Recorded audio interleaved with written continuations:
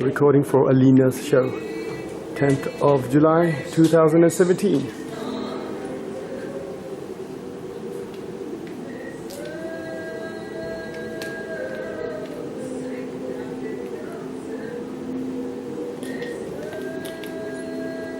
How would people get to the second row?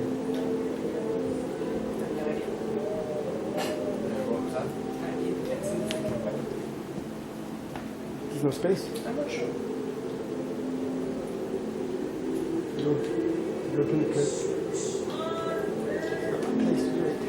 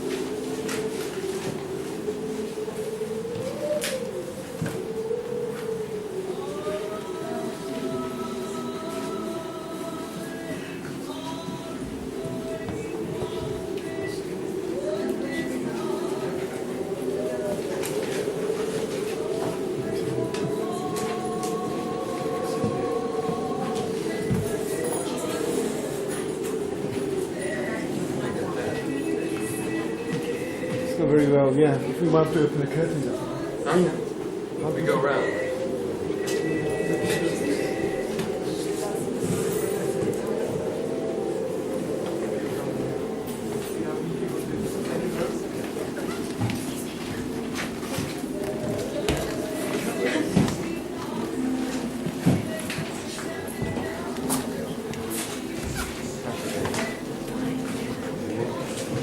Come round.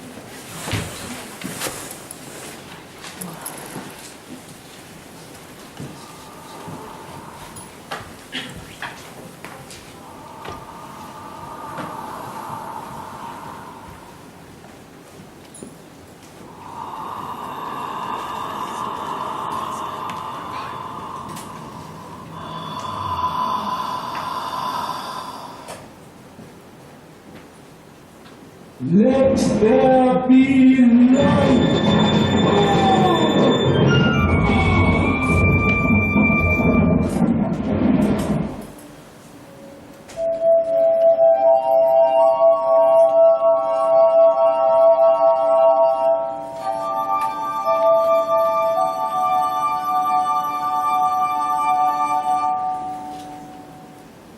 Day.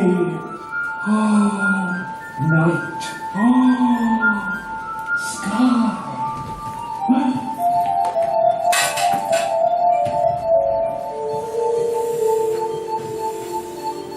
Land. Seas. Mounts. Seas. Sun. Moon. Stars.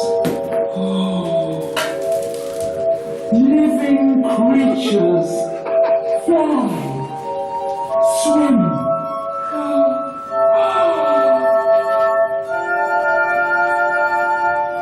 Land creatures, crawlers, wild beasts, humankind like me, my image.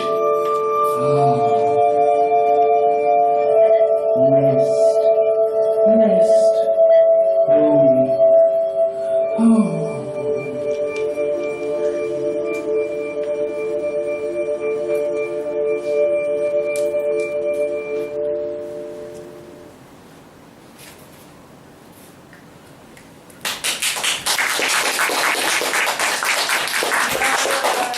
That's pretty much fun, pretty much. I cannot wait to hear when you this Alina. Should we get closer? Sure.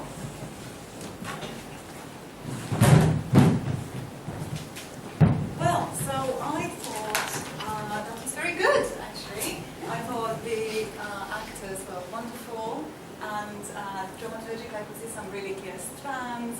And for the assistant director, you've done such a great job in such a short time, and I'm really sorry I was away at this rather crucial time. But thank you for everything. Thank you. Oh, that's not bad. I mean, I guess it could have done with a bit more oomph and perhaps a little bit less, repetition. But it really helped crystallize my thinking. So does that mean we're not using it? Oh, we're using it. It's a great foundation for Foundation, but it just like you said you wanted, and it closely follows the script. I mean the scripture. So generally, yes. okay, right? Well, you know how we said in the beginning, is the word Right. isn't actually in Genesis. Yeah. Yeah, but I also told you that everybody thinks this is how the Bible begins. So, and you said I can take some creative, risks, and this is the one risk that I took whilst you were, away. Yes, I mean, look, I'm really glad that you took that risk. That was a very good idea, and I think that worked very well, really. So, it's just that I want to be quite close to the text, literarily speaking. Yeah, of course. Okay, so we'll take that out, right? What else? Well, then there's Genesis 2 and 3, which we're going to see at the rehearsal on Thursday. Yeah, sure. Yeah, but what's the point? Sorry?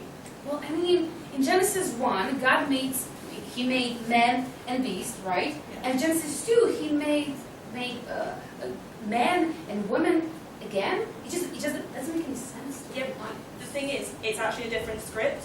It's a different text. Historically, it comes from a different source, a different time. Okay, and who's telling that to the audience? Are we to hold up signs like Brett saying, "Oh, be aware of God, restarting creation"? Genesis 2. It isn't necessarily Genesis take 2. I mean, he could have actually done it more than once. Well, our ancestors Homo sapiens weren't the only ones around. It's just that their cousins went extinct eventually. So you mean God made them, killed them off, and had another go? Well, probably not, because they all interbred at some point. Oh, so God made them, left them to it, and had another go. Maybe. Okay. So how would you show that on stage? Well, I'm pretty sure we won't have to. Because, as I was telling you on Skype, I really see Genesis 2 and 3 as an inquiry, and in Chicago style. Oh, Chicago style. Yeah, the musical. Okay, so are we keeping the costumes, or is it all changed now? Well, it's not all change, it's just kind of tightening the focus and sort of increasing the distance from the subject, Yeah, we've talked about this tightening of focus thing. Great, yeah, makes a lot of sense. The inquiry thing also makes sense. But Chicago, what does that have to do with Genesis? Well, why does it have to? It's just a device. Yeah, but it will certainly increase the distance. Yeah, why that device?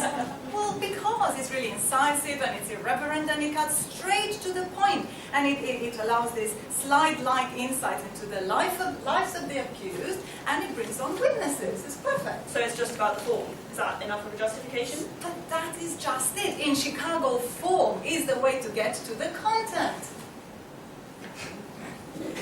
So you basically see Genesis as high gloss. Well, yes, because in Genesis, the high gloss that we saw in Chicago isn't so visible, but by association, we're going to make visible that veneer and show its cracks. Okay, I see where you're coming from a bit more now, but still, is that the only musical that can do that? Well, probably not, but, somehow that one seems to work, and you see when in the rehearsal, in flash. Oh, excuse me while I'm stretching my brain. Well, look, I think that we need, with an inquiry, we need to have this non-biased standpoint. You're not going to get that from Chicago.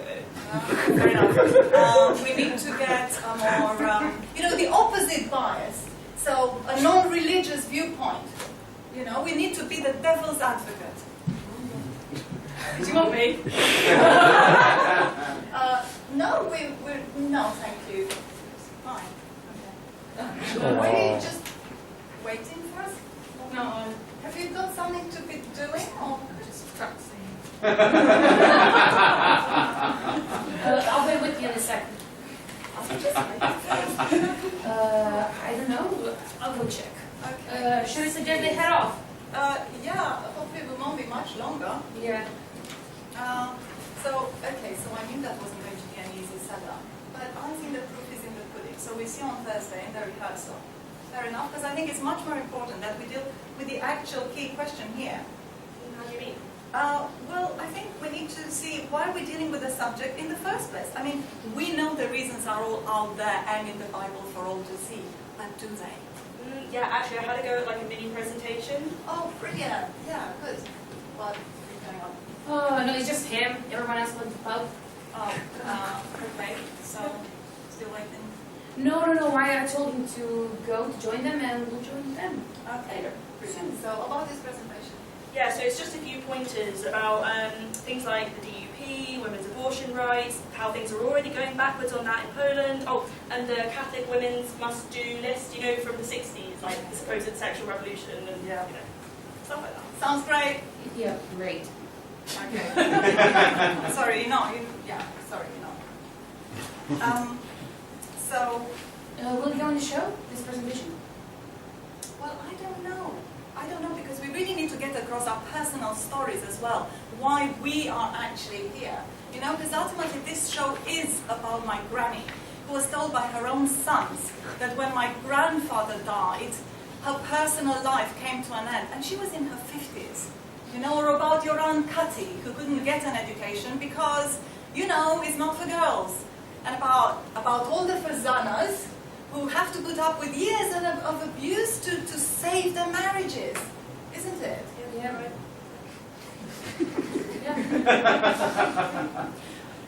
Actually, I think it's much more about children. Yeah.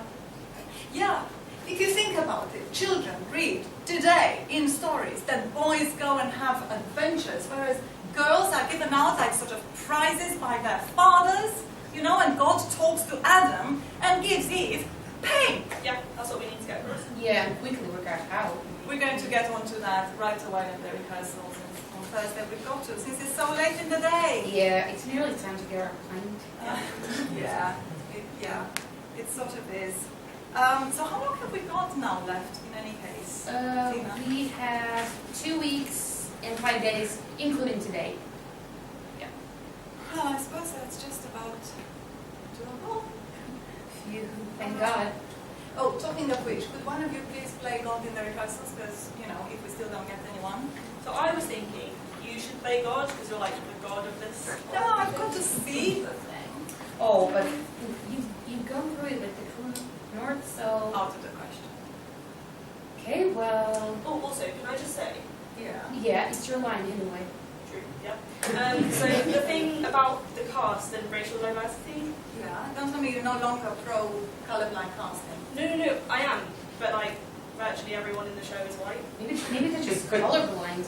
Well, but that's why we cast somebody of a different background in Genesis 1. One person, so not really a resounding success, was it? You know how much I agonized over trying to get this show not to be a Snow White show.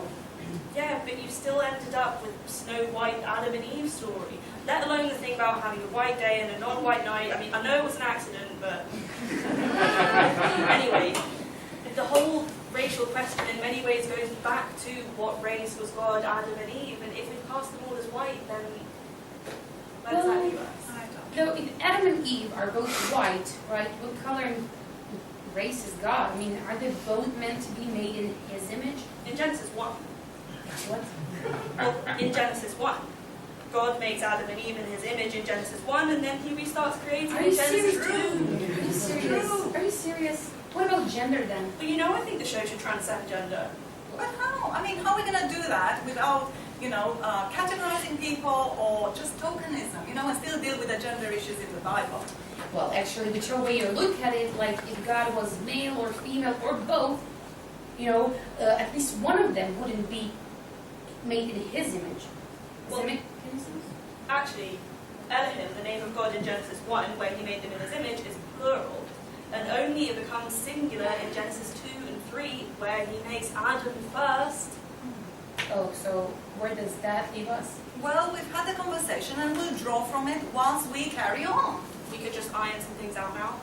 Well, okay. And how are we going to start? Because it's now even more perplexing, isn't it? A God that is plural, so gods that are a single source of creation. How is that? It's like a God with multiple faces is what the rabbi said to me in a workshop. And it's like 2.5 weeks, Minna. So Fine. We'll be all right. We'll dive straight in on Thursday. We'll be good. okay, then, and I've got to stock up some strong shit. It's going to be a long 2 weeks.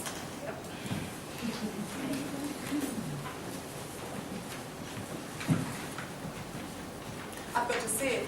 We're filming it. Well, without a personal investment, you know what I mean. Well, they've been at it for nearly an hour now, trying it out together whilst you're making calls.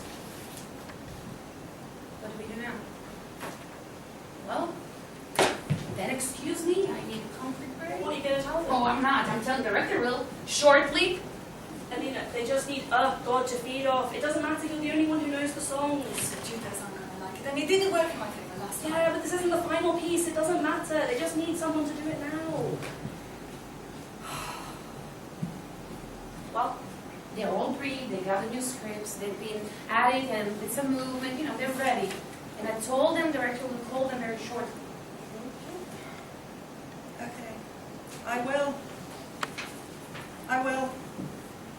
You'd better take the best notes, Minna. And you both jump up whenever you have something to say. Let's try this God costume exercise then. It's showtime.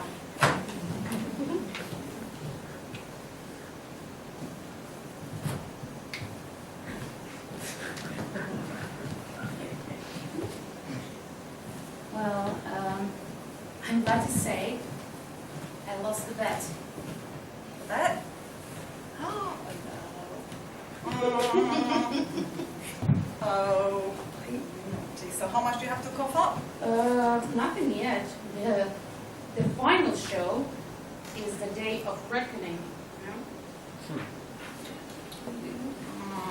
You ready? Whew. Just breathe. I'm trying. Okay. Here we go. Thank you. Here we go.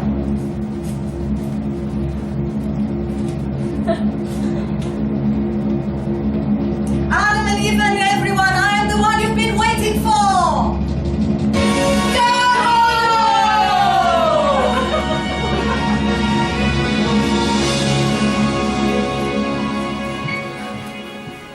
Ask anybody living in my pen. They tell you I'm the biggest father's den. I love them all and all of them love me. Because the system works, the system called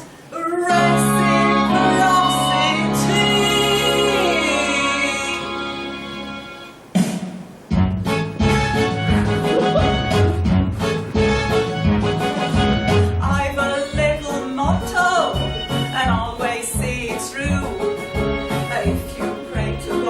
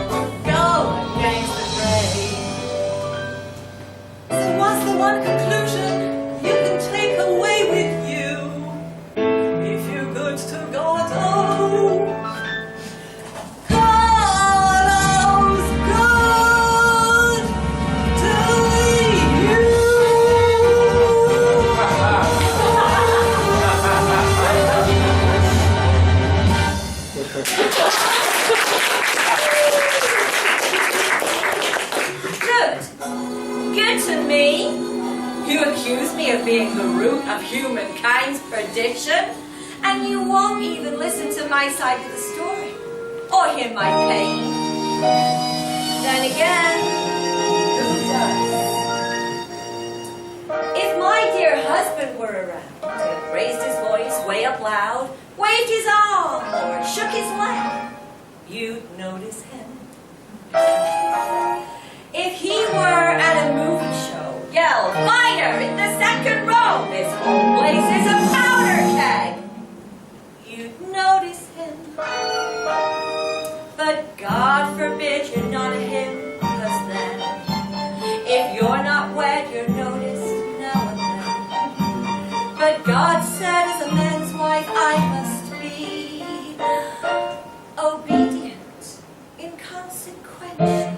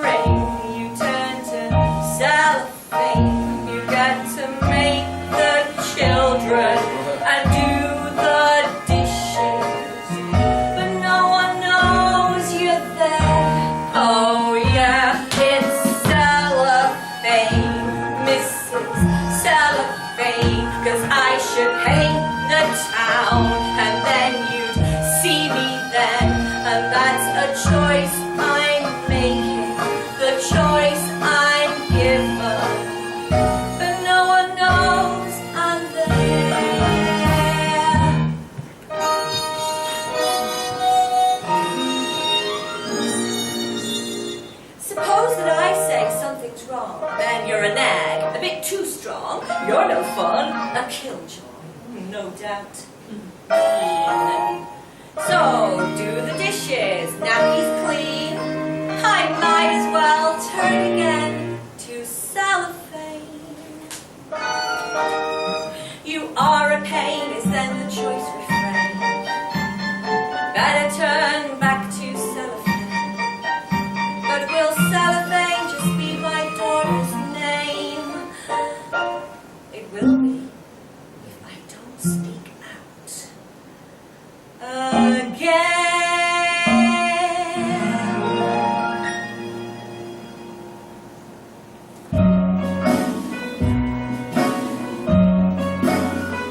Oh no, no, cellophane won't be my daughter's name. She's got the label looker, or fun poor hooker.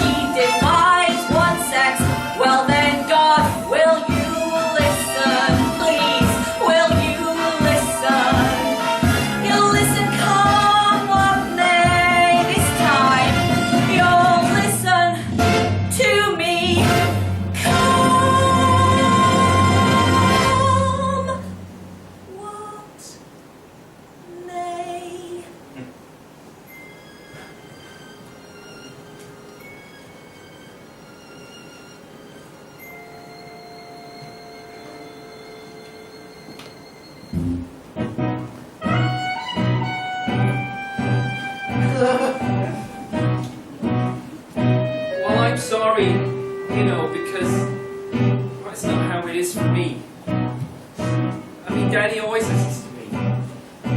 Don't you, Daddy? Always. Sometimes I'm right, sometimes I'm wrong. But he's always there to help me along. He loves me so, that darling daddy of mine.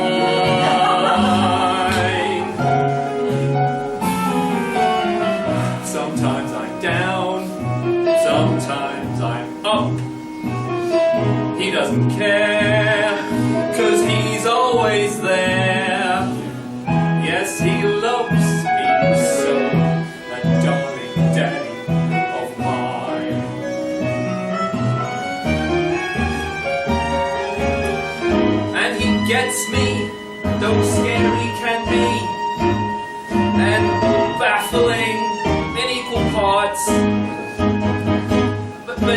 look at his whole, and I say his whole role is a whole lot greater than the sum of his parts. And if you knew him like me, I know you'd agree. Well, why does the world slander his name? He's always here, taking the blame. And he loves me so, and it all suits me fine. Oh, my darling, funny, sunny daddy of mine. Why do I never feel this from you? I mean, why do you never speak to me directly? Well, he loves me so, that darling daddy of mine. So, you don't love me. Why, am I less? I mean, you said I was the one that made creation complete. Not like your first go. Daddy is baffling in parts. That is what you said. You said when you first went for creation, things were not good. That Adam alone was not right. So you made me. That is what you said. Now suddenly no. Not so special, I feel. When you feel how it feels when you steal. And my poor heart melts. How he must have felt. No, mommy, you crummy, baby, daddy of mine.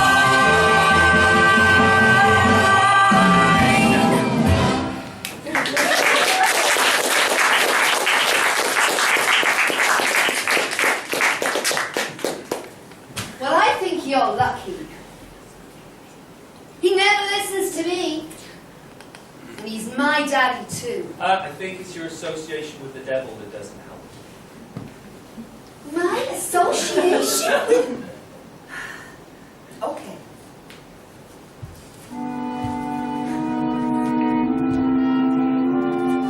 The devil and I had an act that's apparently fused.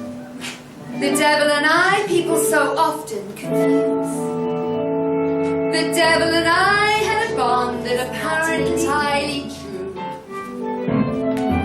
Oh, I know it's sad, but it's really entirely unfair. He's a daredevil whilst personally I'd really rather not often dare. Watch this. Yeah, but only imagine this with just me. Better than what you're actually going to see. First I, then he. So I. Can I do this alone? So I. And he. Then I'd rather do this alone. He said, what's the devil like? I said, not. He'd say, no one's liking me, and he'd turn away and sulk. Then he. So I. Then he.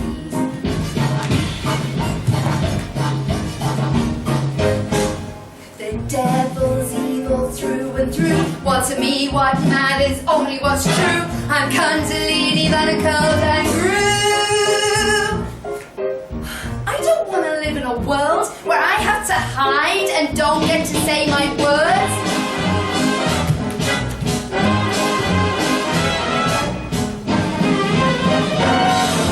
Gotta simply let me alone.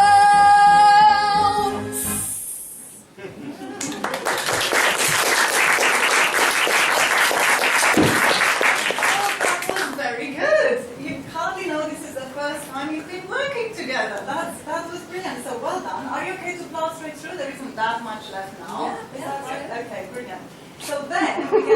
page 27, we get the dialogue. Because what's happening is that God is finally, incensed by all this, responding. Right, so God then says, stop, what are you all talking about? Well, we kept appealing to you. You didn't answer us. Well, you know, all this discontent all the time. Yeah, well, we weren't entirely sure you'd have to show up. Oh, could you try some gratitude instead? Oh, God. And stop taking my name in vain. Daddy, you didn't banish us. Well, why do you keep questioning me?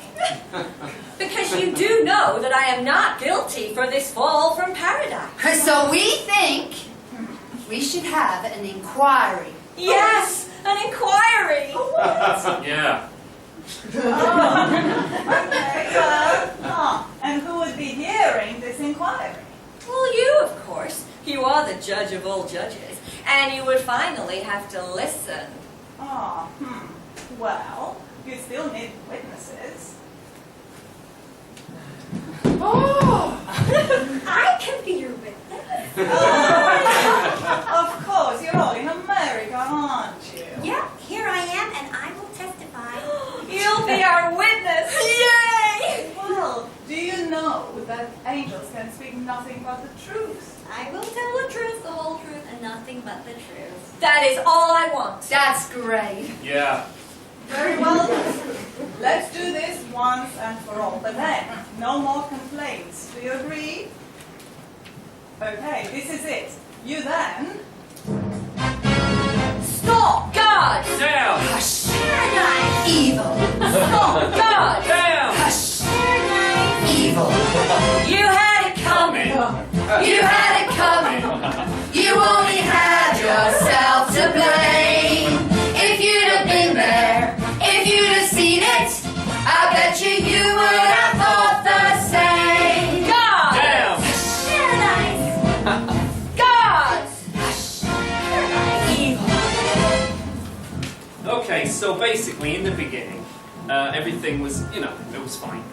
And the garden was basically, it was perfect.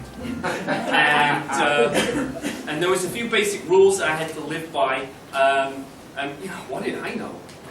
Don't touch that thing. Don't eat from that tree. And apparently, I didn't want to die, so I kept away from the tree. Right? Okay. And then I got to do some other stuff. I got to name the animals, which was, it was fun. And then, and then I had to have this operation. And then I'm thinking to myself, well, what is wrong with me? And then I wake up, and Eve is there, which is, confusing. And then the snake speaks to her and says that the thing about the tree was all lies. And so we eat from the tree, and then, we're banished. And Dad, if it was all a lie, what did we do wrong?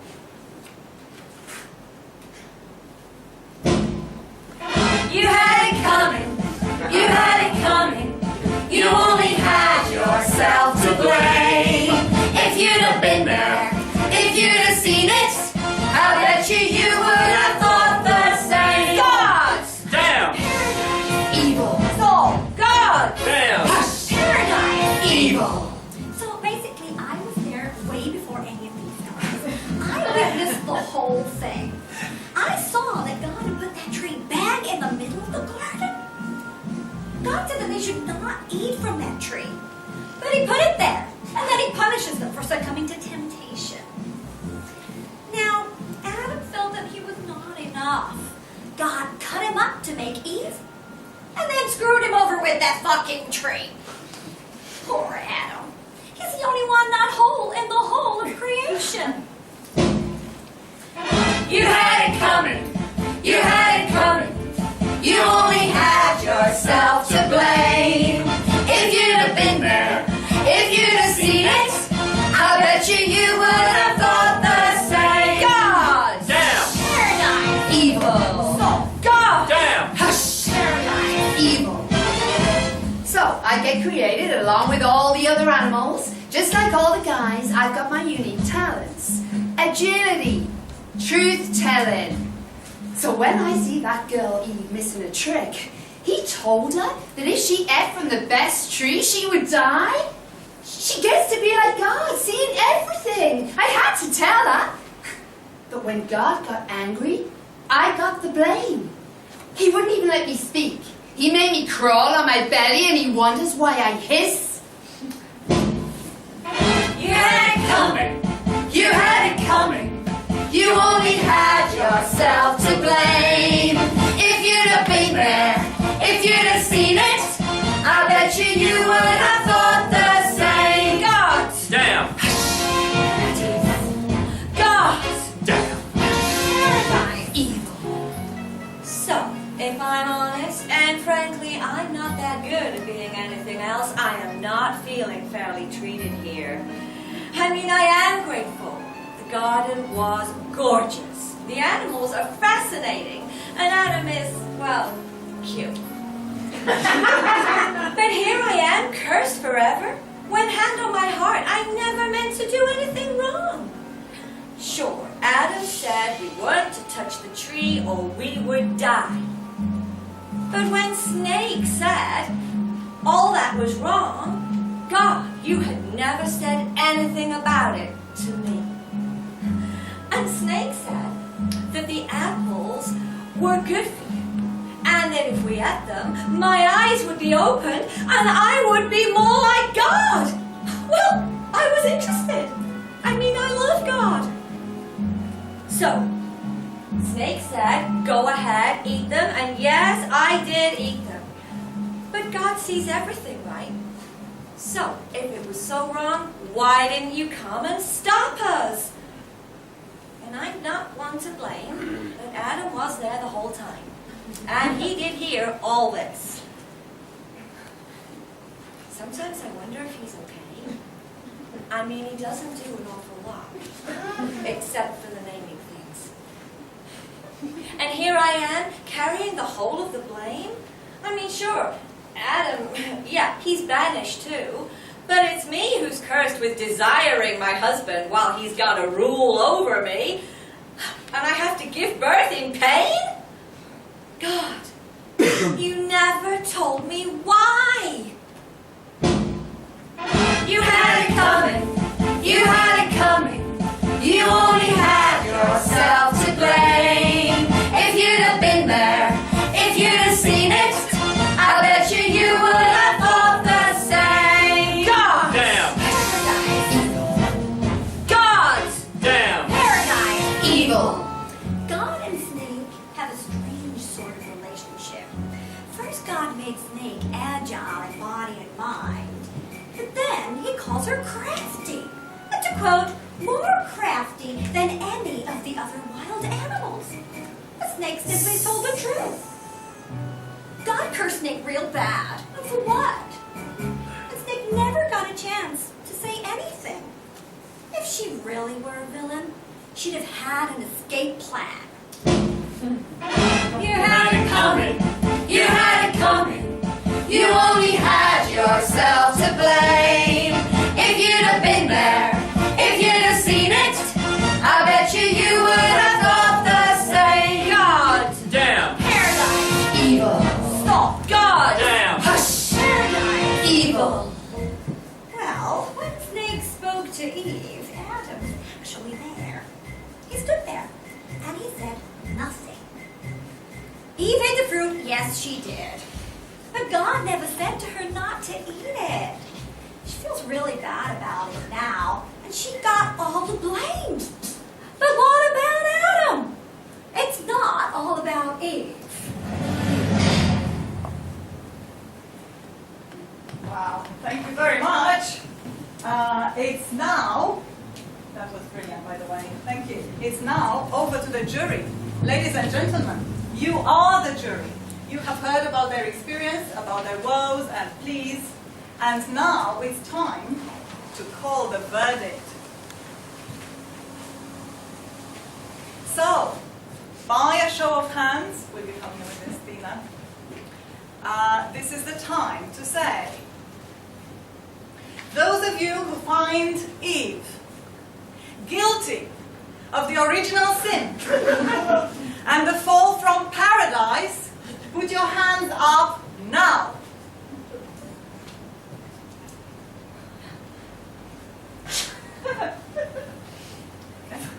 And those of you who find Eve not guilty of the original sin and banishment from paradise, put your hands up now.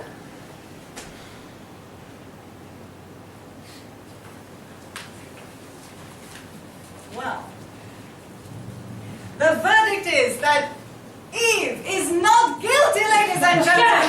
Thank you,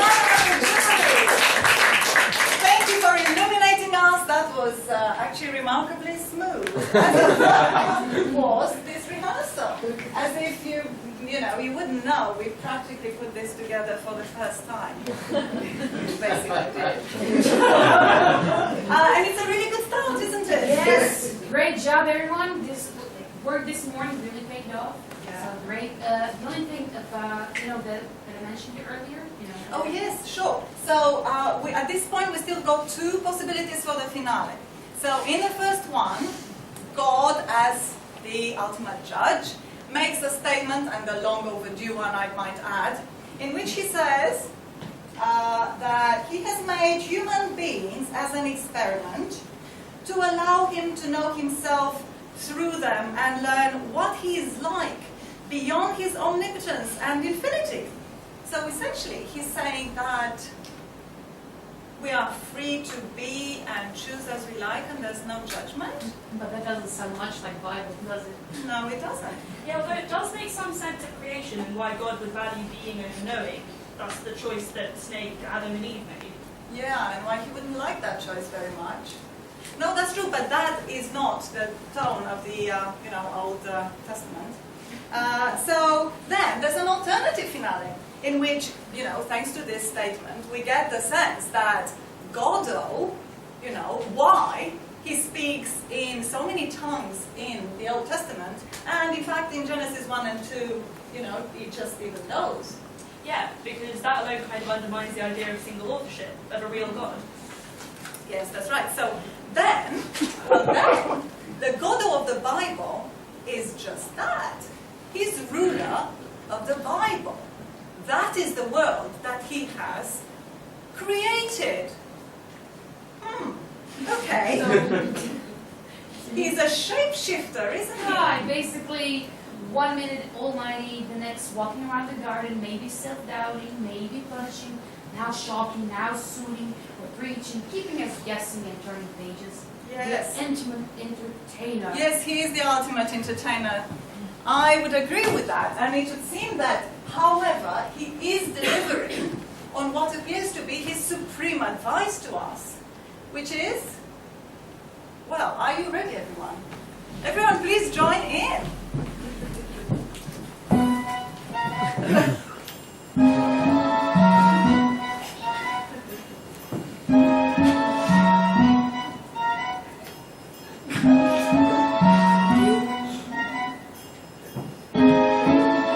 Give them the old razzle-dazzle, razzle-dazzle-um. Give them an act with lots of flash in it, and the reaction will be passionate. Give them the old hocus-pocus, bead and feather-um. How can they see with sequins in their eyes? What if your hinges all are rusting? What if in fact you're just disgusting? Razzle-dazzle 'em, and they'll never catch wise.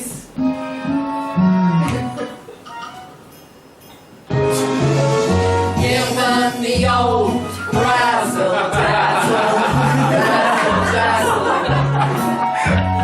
Give them the show that's so splendiferous, row after row vociferous. Give them the old flim-flam flummox, fool and fracture 'em. How can they hear the truth above the roll? Roll on the bake and out there.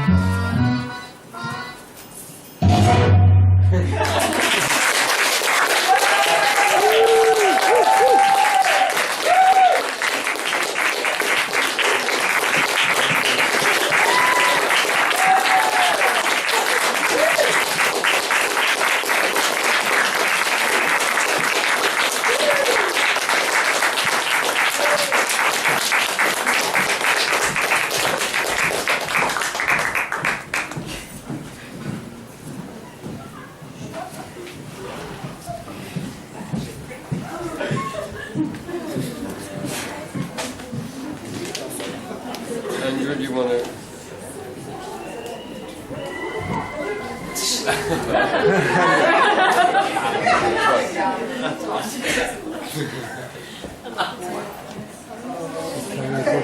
No. Oh, it makes it.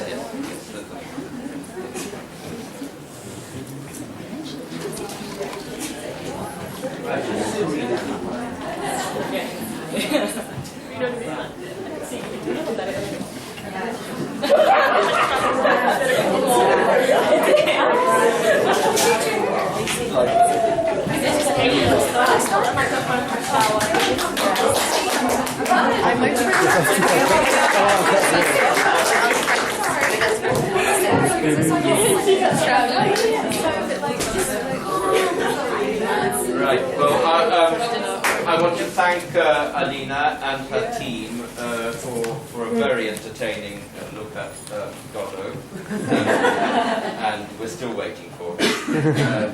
But in particular, I'd like to thank all the people that you've gathered together, Alina, for supporting your dissertation today.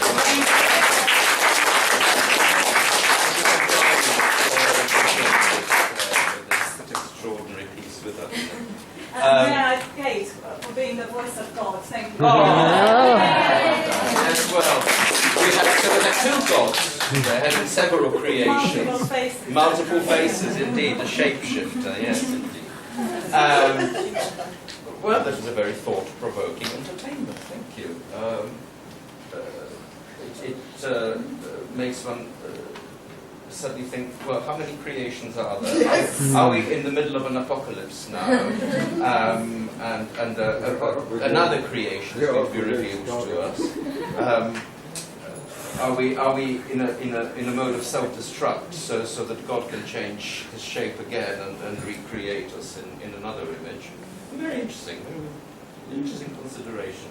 And thank you for a very original shape to a telling of a story. We're so used to classical linear storytelling that we almost take it for granted. That's how a story has to be told. So thank you for queering all those, undermining our preconception of how you're going to tell us the story of Adam and Eve, or how you're going to judge poor Eve. And making us think about different shapes of theatre. Now, how did that come about? How did that come about? Don't be too long about it. No. Well, it came about with a nativity play that my daughters were both in. And with the fact that they came back one day and in the piece of our kitchen at some point came up with a reflection that in that play, God only ever speaks to Adam. And the rest is history. Very good. Perhaps I should add that this wonderful lady over here was the vicar that I first consulted in the process of constructing this, and then the 6 creation days, workshops followed, and yes, here we are. Right. Yeah. And can I ask your cast how they found the process? How did it happen? How did this come together? We started with the text. Yes. Looking at it purely from what is actually said, really investigated it. Right. And then we suddenly found ourselves in a musical. So how much were you, the team, a part of the creation of this? Well, Did Alina just suddenly turn up with a script? Or? I guess for the speaking part, that's where we got a chance to workshop what we thought of like night and day, and came up with adjectives and movement and trying to, and then she had us try a lot of different choreographies, so it's kind of organic in terms of what was developed, and she wanted it to really sort of have that moment of tension. So for example, the little moments of push, the separation from oneness, it seemed very symbolic. She thought it out really well and gave us space to play. Yeah, lots of space to play. Yeah. We played with a lot of the story themes and text, and then somehow Chicago appeared. Very fun. And did you feel that Alina, don't listen.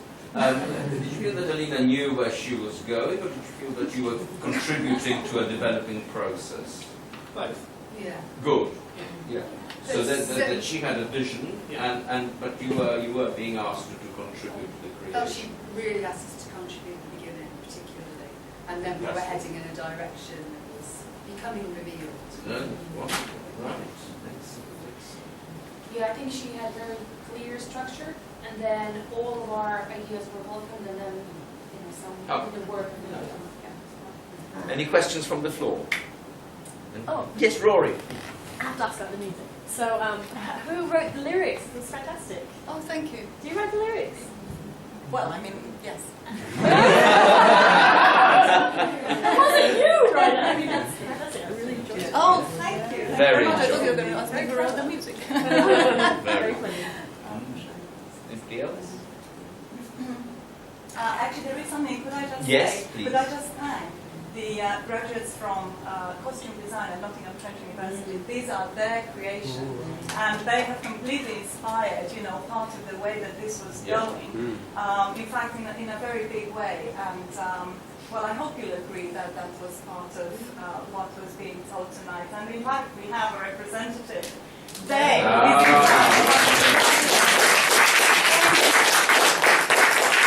Well, it's interesting because the costumes led us in several false directions. Well done. Thank you all very much for joining us today. Thank you.